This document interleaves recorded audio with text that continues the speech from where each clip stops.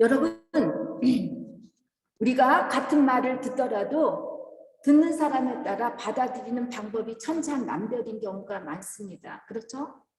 아이가 없는 농담인데도 받아들이는 사람이 자기를 공격하거나 상처를 줬다고 해서 화를 내거나 삐지는 분이 있는가 반면에 농담을 농담으로 재미있게 받아들이는 사람이 있습니다. 여러분, 소통의 문제입니다. 소통에서 가장 중요한 게 공감입니다. 공감은 아무리 말재주나 말솜씨가 뛰어난다고 해서 생겨나는 게 아닙니다.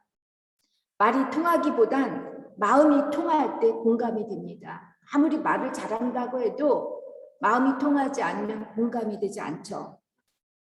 오늘 본문 말씀도 이와 비슷합니다. 바울과 바나바가 비시디아 안디옥 회당에서 설교를 하고 또 이고니온이라고 하는 도시의 회당에서 복음을 전했는데 똑같이 복음을 듣고 나서 회당 안에 참석했던 유대인들과 유대교에 입교한 이방인들이 서로 다르게 반응을 보이고 있습니다.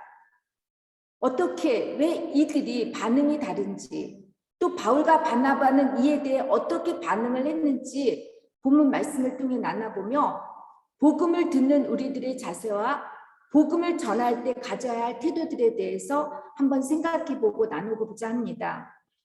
첫 번째, 회당에 모여있는 유대인들의 반응이었습니다. 그들은 하나님을 아주 잘 믿고 성경 말씀을 누구보다도 더 잘 알고 있었던 사람들입니다. 외국에 살면서도 예배를 잘 드리기 위해 회당을 짓고, 회당을 지으려면 얼마나 헌금을 많이 냈겠어요, 그죠? 헌금까지도 잘하고 자녀들에게 율법을 가르치며 외국 문화에 물들지 않도록 그들이 조상들이 지켜왔던 613개의 율법 조항들을 낮이나 밤이나 할 것 없이 열심히 지키며 살았던 사람들입니다. 바울이 이들에게 모세로부터 예수 그리스도에 이르기까지 전체 구약 성경 말씀이 어떻게 예수로 완성되었는가 양육해주고 티칭해줬지만 그들의 반응은 13절 45절 시기가 가득하고 바울이 말한 것을 반박하고 비방합니다. 여러분, 그런데 본문 말씀을 자세히 살펴보면 이 유대인들은 바울이 전한 복음이 황당하고 하나님을 모독했다는 것에 화가 나고 시기한 게 아니라 단지 복음을 함께 들었던 사람들이 예수님을 믿고 하나님을 찬송하며 기뻐하였기 때문이라는 겁니다. 예를 들면 우리가 예배를 드리는데 어디서 이상한 거리에서 한 사람이 왔어요. 이 사람들이 우리 예배 참석했어. 근데 보니까 별로야. 근데 우리들은 은혜를 하나도 받지 못하는데 그 사람이 은혜를 막 찬송하고 하는데 우리는 괜히 그 사람에 대한 시기가 난다라는 거예요.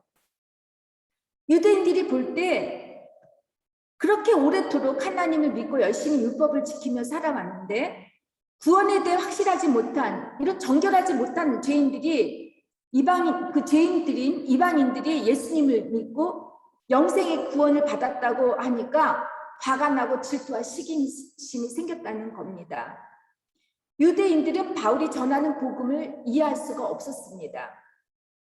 영적인 이야기를 육적으로 받아들이니까. 그러니까 화가 나서 비방을 하고 박해를 하지 않습니까? 바울과 바나바는 겸손하게 그리고 담대함으로 유대인들에게 먼저 믿은 너희에게 전해야 할 복음이 이제는 너희들이 아니라 이방인에게로 향한다고 하니까 얼마나 속상하고 화가 났겠습니까? 예를 들면 얘가 지금 어느 사람이 왔는데 제가 여러분들한테 당신들은 복음을 제대로 받아들이지 않으니까 당신들은 이제 끝났어. 이 사람에게 복음이 향한다고 하면 여러분들 기가 막히겠죠. 네가 뭔데? 응? 이 사람한테 복음이 들어갔다는 둥 마는 둥 화가 난다라는 것입니다. 이렇게 믿음은 이해가 돼서 믿는 게 아니라 여러분 믿음은 이해가 되어서 믿는 게 아니라 믿어야지만 이해가 되는 것입니다.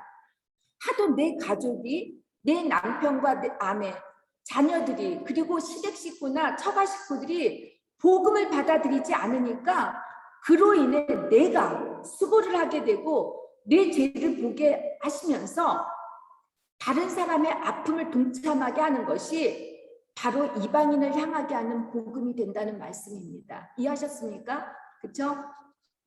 복음을 받아들이지 못하는 유대인들은 시기심이 가득 차서 바울과 바나바를 반박하고 비방한다는 것은 바울이 말하는 것마다 사사건건 트집을 잡고 반박을 하고 비웃고 헐뜯고 여기저기 나쁜 소문을 내며 비방을 한다는 것입니다. 왜 그들이 그냥 복음을 받아들였으면 됐지, 아니 안 받아들였으면 됐지 이렇게까지 악하게 하는지 이해가 되지 않습니다. 그런데 사도행전 저자인 누가는 이들이 시기심 때문이라는 거예요. 시기심과 질투의 감정은 상대방과 비교하는 비교 의식에서 비롯됩니다. 나보다 상대방이 더 낫다고 생각하거나 아니면 나보다 그렇지 못한데 그 사람이 나보다 더 잘 나가는 것 같다고 느낄 때 생기는 감정입니다. 그 사람 그대로 나는 나 그대로에 있는 모습을 인정하지 못하고 비교할 때 이 갖는 건강하지 못한 부정적인 감정입니다. 이렇게 시기심은 다른 사람의 삶 속에 나타난 하나님의 은혜와 섭리를 인정하지 못하고 원망하는 감정이기 때문에 여러분 하나님을 대적하는 것이기도 합니다. 예를 들면 제가 이은미 집사님이 너무 찬양을 잘하고 반주를 잘해. 근데 제가 그거를 질투를 한다고 생각해 보세요. 그러면서 막 질투가 요동을 치는데 하나님은 이은미 집사님에게 그 은사를 주셔서 정말 열심히 교회 봉사할 수 있게 했는데 내가 그 질투함으로써 은미 집사님을 못되게 둔다면 나는 하나님께서 향하신 은미 집사님에게 향한 그 뜻을 내가 대적하는 것이라는 것입니다. 이해하셨죠? 시기심이 얼마나 끔찍한 죄악인지 성경 말씀 곳곳에 기록되어 있습니다. 여러분 다 아다시피 가장 대표적인 이야기가 뭐죠? 가인과 아벨 이야기 아닙니까? 창세기 4장 1절에서 15절에 나오는데요. 어느 날 가인과 아벨이 똑같이 하나님께 제사를 드렸어요. 가인은 이제 농사꾼이어서 농사로 짓는 땅의 소산으로 곡식으로 제사를 지냈고 아벨은 양을 치는 자로서 양의 첫 새끼를 제물로 하나님께 바쳤습니다. 그런데 하나님께서는 가인의 제사는 받지 않으시고 아벨의 제사만을 받으시니까 가인은 질투와 시기심 때문에 아벨을 죽이고 맙니다. 이 문제를 가지고 많은 신학자들이 나눠요. 왜 하나님이 똑같이 양쪽의 제사를 받아들였으면 됐지. 그러면 가인이 죄를 짓지 않았을 텐데 왜 그렇게 하셨느냐고. 하나님은 불공평하지 않느냐고 이렇게 하시는 분이 있는데 여러분 하나님이시니까 하나님 마음대로예요. 근데 우리는 우리 어떤 척도대로 우리의 잣대로 하나님을 판단하지 않아요. 시기심을 갖지 않는 것은 우리의 선택이에요. 가인도 선택할 수 있었어요. 죽이지 않아도 돼요. 시기심이 났다 하면 속상하면 하나님한테 물어볼 것이지 왜 아벨을 죽이겠어요? 이뿐만이 아닙니다. 요셉 다 아시잖아요. 아버지 야곱이 편애를 했어요. 12명의 아들 중에서 요셉만 너무 좋아하고 옷도 멋있는 것만 입히니까 자색 옷을 입히니까 이 형제들이 너무너무 괴로웠어. 이것을 알지 못한 요셉은 또 자랑을 해요. 그러니까 이 아버지의 편애 때문에 참 야곱도 못된 거죠. 잘못된 교육 때문에 다른 10명의 자식들을 다 죄인으로 만들어버리지 않아요? 그랬다가 어떻게 하죠? 이 형제들이 요셉을 죽이려고 했는데 결국은 죽이지 않고 이집트 상인에게 노예로 팔잖아요. 그뿐만입니까? 다윗과 사울 봐요. 성경의 곳곳에 보면 시기와 질투심 많아요. 근데 이 시기심이 살인까지 이르게 한다는 것입니다. 근데 여러분 시기와 질투의 특성이 있는데 그것은 자기와 아주 가깝게 관계하는 사람들과 상관이 있다는 거예요. 나와 상관이 없는 사람들한테는 시기나 질투심이 안 생겨요. 같이 한솥밥을 먹고 사는 가족들이나 친구나 같은 회사 동료, 같은 분야에서 일하는 사람들과 사이에서 이 경쟁 관계에 부딪힐 때 시기와 질투가 일어납니다. 더욱이 이 시기심과 질투가 사랑하는 사람 속에서 작용하게 되면 정말 물불을 가리지 않고 결국은 사람을 죽여요. 그래서 살인 사건의 대부분을 보면은 여자가 껴있으면 다 질투래요. 그래서 죽인다고 하는데 참 끔찍한 일이에요. 사랑하는 사람들 사이에서 이 마지막이 질투로, 시기심으로 사람을 죽이는 경우가 있다는 것이 참 끔찍합니다. 여러분, 이 시기심과 질투는 마치 치솟는 불길처럼 헛된 소문과 악성 루머를 퍼뜨려서 나만 죄를 짓는 것이 아니라 다른 사람들도 악하게 만들고 죄를 짓게 만듭니다. 13절 50절에 보니까 13장 50절에 유대 사람들은 경건한 귀부인들과 그 성의 지도층 인사들을 선동해서 바울과 바나바를 박해하게 하였고 이 두 사람을 내쫓았다고 합니다. 또 14장 2절에 보니까 이고니온의 유대인들도 이방 사람들을 선동해서 믿는 형제들에게 나쁜 감정을 품게 했고 14장 5절을 보니까 그곳의 관원들과 합세해서 바울과 바나바를 모욕하게 해서 돌로 쳐 죽이려고 했다는 것입니다. 여러분, 1947년 그 고던 얼보트라고 하는 그 사회 심리학자가 있는데 이 사람이 뭐라고 했냐면 소문을 통해서 특정 집단의 사람들을 더 뭉치게 하고 특정 인물에 대해 공통된 그 편견을 형성하게 하는데 그래서 소문을 퍼뜨림으로써 스스로 기쁨을 느끼고 스트레스를 풀려고 하는 심리 상태가 있다고 합니다. 그러니까 사람들은 소문을 통해서 이렇게 편을 나른다라는 거예요. 요즘에 우리나라 정치를 보면 그렇지 않아요. 유튜브 봐요. 진보, 뭐 보수 다 달라요. 근데 막 가짜 뉴스 난리 났어요. 여러분, 좋은 평판과 명성이 있는 곳에는 시기심이 따르게 마련이고 이 시기심 때문에 인간들은 헛소문과 루머를 만들어냅니다. 시기가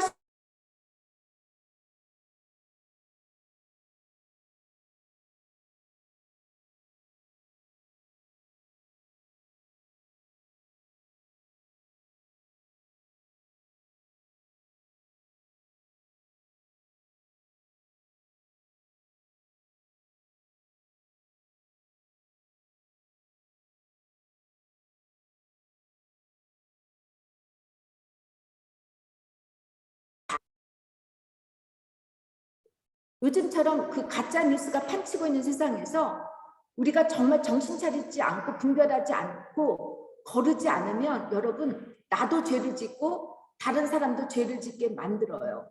그러니까 우리가 정말 조심해야 합니다. 그래서 하나님께서는 10계명 중에 내 이웃에 대하여 거짓 증거를 하지 말라고 이렇게 9번째 계명으로 주셨어요.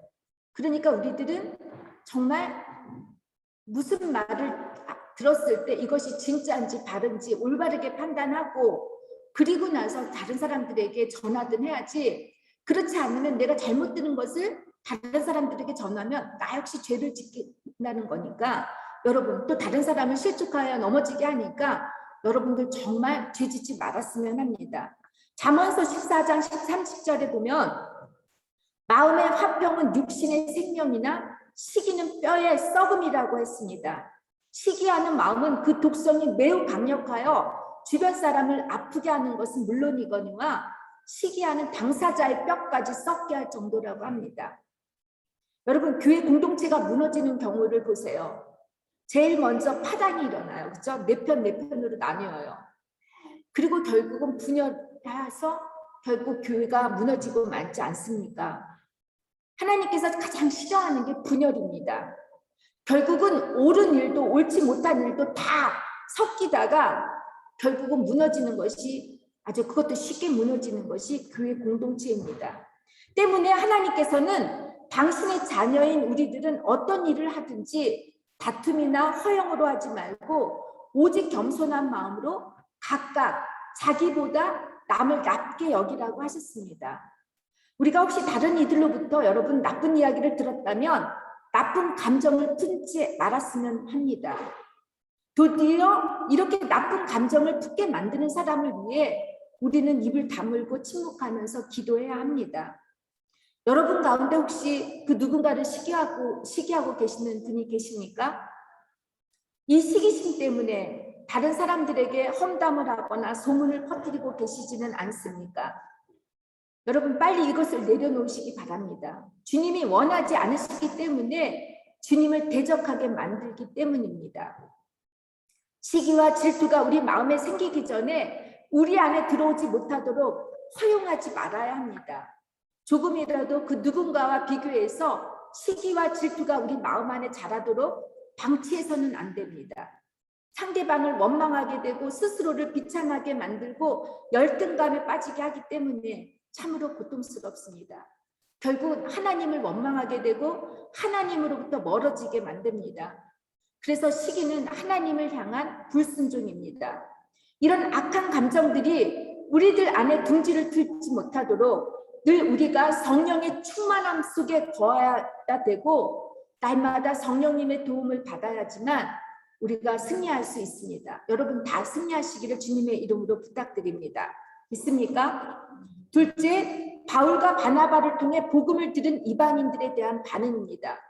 복음을 먼저 받아야 할 대상은 하나님께서 이미 선택하신 언약의 백성인 유대인들이었지만 그들이 복음을 거부했기 때문에 복음이 이방인들에게 돌아갔습니다. 마치 남이 받아야 할 큰 선물을 그가 거부하니까 내가 받은 느낌이 들었을 것이에요. 예를 들면 여자들은 이제 명품백을 좋아해요. 근데 이제 어느 이제 우리 권 집사님 남편께서 아주 명품백 비싼 백을 선물하셨어요. 근데 권 집사님이 마음에 안 들어. 그래서 이 마음에 안 드는 거를 우리 나연 집사님이나 우리 정윤 자매님에게 이걸 선물한다고 해봐요. 나연 집사님이나 정윤 자매님은 이것까지 나는 이거보다 더 큰 거 살 수 있는데 하실 수 있지만 저에게 준다면 저는 얼른 기쁘게 받겠어요. 그죠? 마찬가지로 이방인들은 이 복음을 듣고 이것이 선물이라 생각하니까 기뻐하며 주님을 찬양했다고 했습니다. 48절을 보니까 영생을 주시기로 작정된 자는 다 믿더라고 했습니다. 여러분 그냥 좋은 명품백 하나 내가 그냥 대타로 받는 것도 기쁜데 그 명품백은 얼마 쓰다 보면 유행 지나면 안 쓰고 마는데 우리가 영원히 살 수 있는 영생을 주었다는 그 선물 이거를 내가 받는다고 생각하면 이거 얼마나 기쁜 것이겠습니까? 안 그렇습니까? 근데 여기서 보니까 작정된 자라는 말은 수동태 동사로 쓰였습니다. 하나님이 영생을 주기로 지정한 사람들은 다 믿었다라는 뜻입니다. 이 말씀을 우리가 자칫 오해해서 하나님으로부터 영생을 받기로 지명받았거나 지명받지 못한 사람이 있다고 이것을 예정론으로 해석하고 주장하시는 사람이 있는데요. 그러나 이 말씀을 그리고 이 말씀을 아무리 못된 사람도 하나님께서 구원하시기로 예정한 사람은 어차피 영생을 받기로 되어 있으니까 굳이 하나님을 믿을 필요가 있을까 의문을 갖는 분도 있어요. 반대로 아무리 내가 열심히 하나님을 믿고 교회를 다니고 열심히 신앙생활을 하면서 헌신과 봉사를 다 했는데 하나님께서 막상 나를 택하지 못하면 구원을 받지 못하는 것은 아닌가라고 오해하시는 분이 있는데 이것들은 정말 예정론을 잘못 알고 이해하신 것입니다. 예정론은 뭔가 이미 예정되어 있는 운명론이 아닙니다. 어떤 미래를 향한 어떤 포커스로 초점을 보기 위한 것이 아니라 이 예정론은 과거를 돌아보아야 되는 렌즈와 같습니다. 우리 인간이 아무리 선하고 윤리적이고 도덕적이어도 그 사람들에게 물어보세요. 죄에서 자유로운 사람은 단 한 명도 없습니다. 때문에 우리는 우리의 의지와 노력과 결단 같은 것으로 우리 스스로를 구원할 수 없기 때문에 예수님이 필요한 것입니다.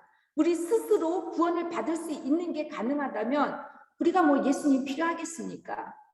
로마서 3장 10절에 보면 사도 바울은 의인은 없다고 한 사람도 없다고 했습니다. 인간이 구원을 받을 수 있는 길은 아무것도 없습니다. 오직 예수님밖에 없습니다. 하나님께서는 인간의 죄를 심판하시는데 목적이 있는 것이 아니라 인간을 구원하시기 위한 것이 하나님의 뜻이고 목적이기 때문에 하나님께서는 독생자인 예수를 우리에게 선물 주셨습니다. 누구는 처음부터 구원을 받고 누구는 지옥을 가는 것이 예정되어 있는 것에 예정론에 초점을 둘 것이 아니라 우리 스스로 지나온 삶을 돌이켜보면서 구원받을 공로가 나에게 하나도 없는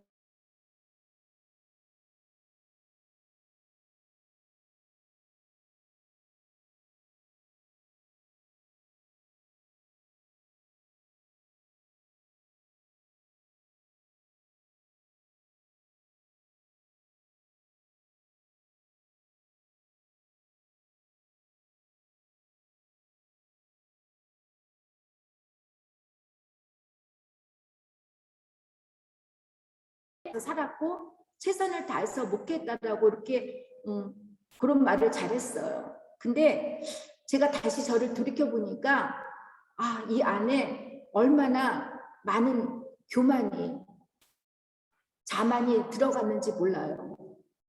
저는 하나님 예수님을 신랑으로 생각하고 정말 오로지 주님 위해서 일하고 산다고 했는데 제 마음은 그렇지가 않았던 거예요. 그것처럼 이렇게 열심히 제가 노력하고 기도하고 그래도 이 죄에서는 자유로울 수가 없다는 거예요. 이제 마지막으로 바울과 바나바의 반응입니다. 바울과 바나바는 BCD 안디옥에서 열심히 복음을 전했지만 방해를 받고 핍박을 당하고 박해를 받고 쫓겨나게 될 때 두 사람은 그들을 향하여 발에 티끌을 떨어버리고 이고니온으로 갑니다. 그러나 이고니온에서도 똑같이 불순종하는 유대인들의 선동으로 인하여 복음을 전하는데 방해를 받지만 도리어 3절에 보니까 더 오래 있어 주를 힘입어 담대히 말씀을 전했다고 합니다. 여러분, 우리가 복음을 전할 때 때론 발에 티끌을 떨어버릴 때가 있어야 되고 떠나야 할 때가 있지만 또 오래 머물러야 할 때도 있다는 것입니다. 예수님께서 마태복음 10장 14절에서 누구든지 너희를 영접도 아니하고 너희 말을 듣지도 아니하거든 그 집이나 성에서 나가 너희 발의 먼지를 떨어버리라고 하셨습니다. 하나님을 믿지 않고 세상적 가치관대로 돈을 사랑하고 물질적 부와 성공, 건강을 위해 모든 것을 올인하는 사람들이 복음을 거부하고 도리어 아프게 하고 못되게 할 때 여러분 그들이 던져준 그 모든 악으로부터 여러분은 하나도 남김없이 먼지를 떨어야 합니다. 내 남편이 나를 핍박해서 당신 난 먼지를 떨어버릴 테니까 당신 떠나겠다 이거 아니에요. 남편이 나에게 향한 누군가 나의 가족이나 누군가 나를 아프게 하는 그 악함으로부터 여러분은 먼지까지 떨어버려야 되는데 그 악을 떨어버려야 되는데 우리 어떻게 하죠?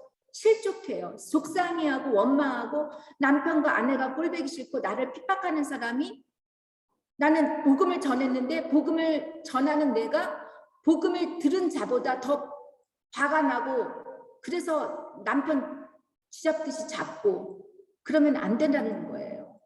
우리가 떠나야 되는 것은 사람을 떠나라는 말보다 그들이 향한 그 악으로부터 여러분 떠나야 된다는 것입니다. 믿습니까? 근데 그러다가 보면 어떡하죠? 이 핍박과 박해를 내 개인적인 것으로 받아들이게 되면 여러분 복음을 전할 열정도 용기도 자신감도 이제 잃어버리게 됩니다. 그러나 14장 2절에서 3절에는 마음을 돌이키지 않는 유대인들이 이방 사람들을 선동해서 나쁜 감정을 품게 했지만 두 사도는 그럼에도 불구하고 더 오랫동안 이고니아 안에서 머물렀을 때 주님께서는 두 사도들의 손으로 표적과 기사를 행하게 하셔서 그들이 전하는 은혜의 말씀을 확증하게 하셨다고 합니다. 두 사도가 복음을 전할 때 주의 말씀과 함께 표적과 기사를 동반하여 선포되었다는 그 이유는 단지 하나님께서 두 사도를 격려하고 용기와 동기부여를 위해서 그런 표적과 기적을 주신 것이 아니라 이것은 그 사도를 통하여 하나님의 신적인 권위를 직접 사인으로 보여주신 것입니다. 즉 복음을 전하는 일이 하나님께서 시키는 일이라는 것을 공증해 주는 것입니다. 저 역시 요즘에 마찬가지입니다. 사실 제가 한국 가기 전부터 시작하고 지금까지도 이 독일 교회에 어려움이 있었습니다. 양쪽 교회 일을 하다가 볼 때 저는 자신만만했습니다. 아, 나는 한국의 목사님들처럼 어떤 경제적인 거에 종속이 되지 않기 위해서 독일 교회 받는 사례비를 가지고 나는 열심히 이제 한인교회 사역을 해보고 독일 교회도 열심히 해보겠다고 했습니다. 그런데 독일 교회 이제 목사님들의 사이가 문제가 생겼어요. 근데 여러분들께 제가 전하고자 하는 거는 우리 교회로서는 참 좋은 일인지 모르는데 제가 이제 4교회를 사역한다고 했잖아요. 그죠? 그 4교회 사역하는데 원래 한 교회 목사님은 다른 곳으로 가셔서 이제 세 목사님이 있고 저는 이제 교육 파트 또 상담 파트를 맡았는데 이제 목사님 사이에 이제 문제들이 있으니까 도저히 못 견디겠다고 해서 한 목사님이 다른 교회를 알아본다라는 거예요.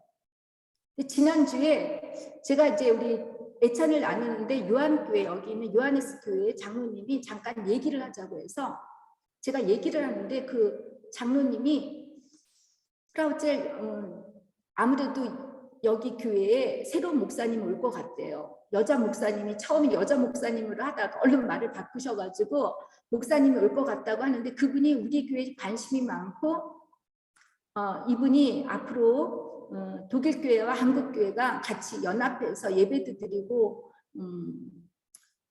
여러 가지 뭐 음악회든 여러 가지를 함께 일하자는 그런 뜻을 비쳤다라는 거예요. 그래서 누굴까? 그리고 있는데 월요일 날 제가 이제 목사님을 만났어요. 독일 목사님을 같이 커피를 마시고 차를 마시는데 그 독일 목사님이 경이 내가 너한테 나쁜 소식을 전해주는데 내가 너한테 제일 먼저 알려준다는 거예요.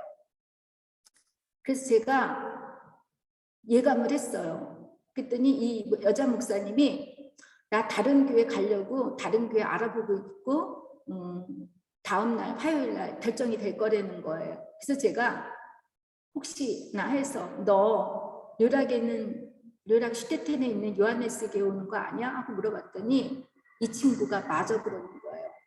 저는 소름이 돋았어요. 사실 어떻게 이 목사님이 여기에 와서 나랑 같이 일을 할 수가 있을지 정말 우리 교회로서는 너무 영광스럽고 너무 좋은 일이에요. 이런 교회 여러분 구할 수 없어요. 그죠? 우리가 스위스 리엔에 있는 다 알아봤어요. 교회 구하지 못했어요. 근데 이런 교회 구하기가 쉽지 않은데 여기에서 우리 한인들이 정말 마음 놓고 눈치 안 봐도 되고 예배를 드릴 수 있는데 그걸 함께 일할 수 있는 목사님이 제 친구 목사라는 게 이게 놀랍지 않아요? 그러나 저는 개인적으로는 저한테는 커다란 충격이었습니다. 제가 독일 교회를 어떻게 사역을 할까? 너무너무 힘들어가지고 제가 사실 죄송하지만 수연 형제님이 지난주에 저희 집에 잠깐 뭐 물어볼 게 있다고 해가지고 왔을 때 병아리 감별사를 알아본다라고, 그러니까 병아리 감별사를 이렇게 일할 수 있는 사람을 좀 찾아보고 싶다고 해서 제가 나를 쓰라고 그랬습니다. 병아리 감별사 하겠다고.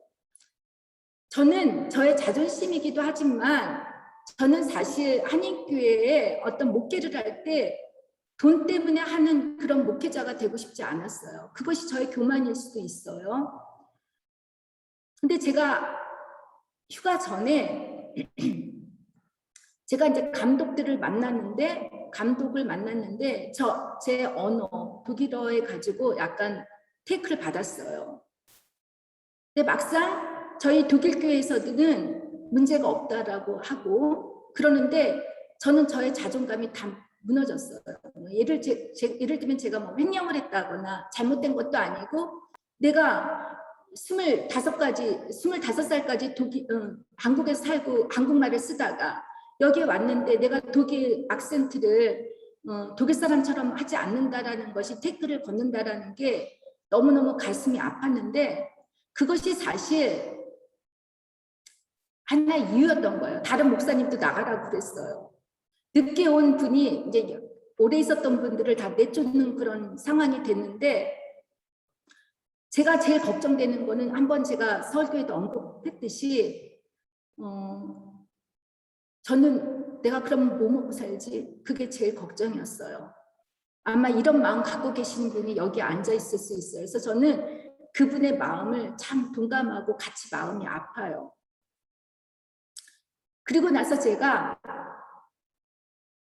너무너무 충격적이고 속상하고 미란다 목사까지 가면 나는 이 앞으로 이 일을 어떻게 해야지 하고 고민을 하다가 제가 이제 학교 수업이 1시간 일찍 가서 1시간 남는데 제가 이제 요한네스 교회 제가 일하는 그 요한네스 교회에 그 산꼭대기에 있어서 제가 강닥상에 혼자 하나님하고 단둘이서 기도를 했어요. 제가 통곡을 하고 울었어요. 저는 간별사를 해도 돼요. 대신에 하나님 저는 대신에 나는 그러면 한인교회는 잘하겠다고 그러니까 나를 사명자로 만약에 내가 목회하는 것이 사명이면 나는 내가 한인교회는 하겠다. 대신에 내가 독일교회 그만둘 테니까 먹을 거를 해결해달라고 이렇게 그런 식으로 기도를 했고 너무나 나의 자존감이 다 무너지는 판국에 내가 독일교회를 사역을 해야 되나? 독일교회를 내가 계속 해야 하나? 그런 눈물을 흘리면서 기도했을 때 제 마음속에 우리 하나님께서 사랑하는 딸아 너는 예수를 보지 않니? 예수는 다 사람들을 고치고 사람들에게 열심히 봉사하고 섬기고 다 했는데 마지막에 죽을 때는 아무도 없지 않았어? 근데 너 주변에는 너를 위해서 기도해주는 사람이 많지 않니? 너가 나를 봐 라고 말씀을 해주셨습니다.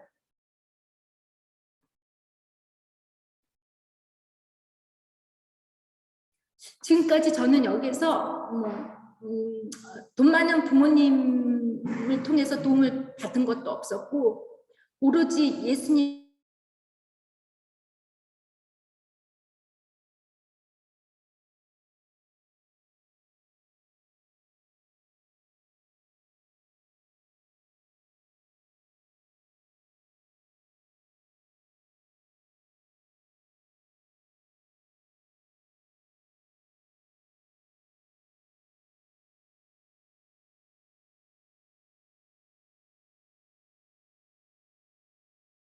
제가 생각을 하고 있었을 때 지난 수요일 날 우리 입교식이 있었는데 입교식을 아이들이 이제 리허설을 할 때 그중에 이반이라는 애가 저한테 찾아와요. 걔가 9학년인데 이번에 10학년이 됐구나. 그 친구가 오더니 프라우젤 당신이 자기네 학교에 종교선생으로 와달라는 거야. 그래서 왜 그랬더니 자기 학교 종교선생님이 너무 설명을 못한다는 거예요. 프라우젤 당신이 너무 잘 가르쳤기 때문에 와달라는 거예요. 근데 그 말을 딱 듣고 내가 느낀 게 독일어에 문제가 있는 게 아니다. 그 독일어 선생이 저보다 종교 선생이 저보다 독일어를 더 잘할 거 아니에요. 독일 사람인데. 하나님이 깨닫게 해주셨어요.